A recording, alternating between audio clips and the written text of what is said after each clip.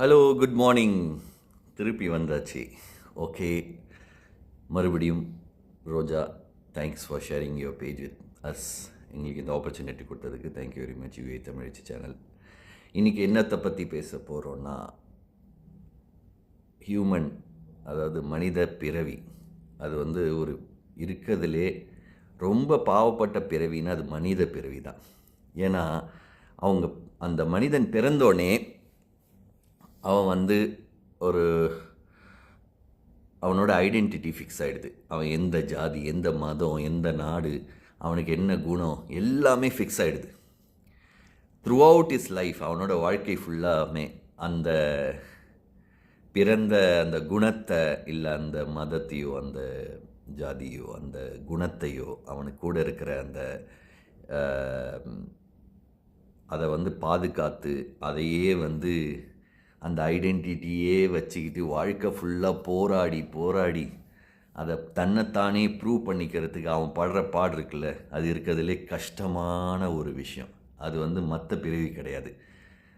ஆனால் இருக்க பல கோடி மனிதர்களில் நம்ம பிறந்த ஐடென்டிட்டியோ அந்த பிறந்த கொடுத்த அந்த டேக் இருக்குல்ல, அந்த டேக்லேருந்து அவன் வெளியில் ஒரு நல்லது பண்ணணும்னு நினைத்தானா அவன் ஒரு மனிதனாக இருப்பான். அந்த ஒரு மனிதனாக இருக்கிறதுக்கு ஒரு ஆளும் ஒரு மனிதனும் நினச்சானா இந்த உலகத்தில் எந்த பிரச்சனையுமே இருக்காது. இது என் இடம், இது என் இனம், இது என்னோட இதுன்னு சொல்லிட்டு அதுக்காக போராடிட்டே இருந்தோன்னு வச்சுக்கோங்களேன், அதுக்கு ஒரு வழியே கிடையாது, அமைதியே நிலவாது.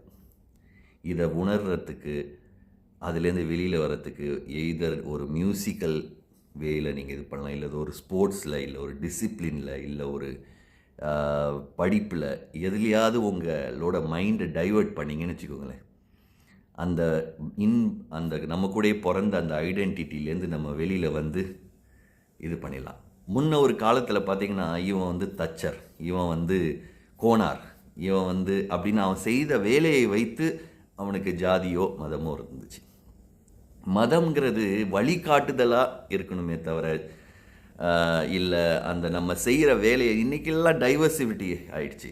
ஒருத்தன் அவங்க அப்பா ஒரு கோனாரோ ஏதோடு இருப்பாங்க, ஆனால் அவன் புள்ள இன்ஜினியராக இருப்பான். எல்லாமே இன்றைக்கி உலகமே மாறி போச்சு. இன்னும் அந்த பழைய பஞ்சாங்கத்தை பார்த்துக்கிட்டு அந்த ஷெல்லுலேருந்து வெளியில் வரணும். வந்தீங்கன்னா அருமையான வாழ்க்கை அமையும். ஓகே, எல்லாரும் இதை தயவு செஞ்சு மனசில் வச்சுட்டு ஒரு நல்ல மனிதனாக வாழ்கிறதுக்கு நம்ம மேக்ஸிமம் எஃபர்ட் எடுக்கணும். Thank you very much.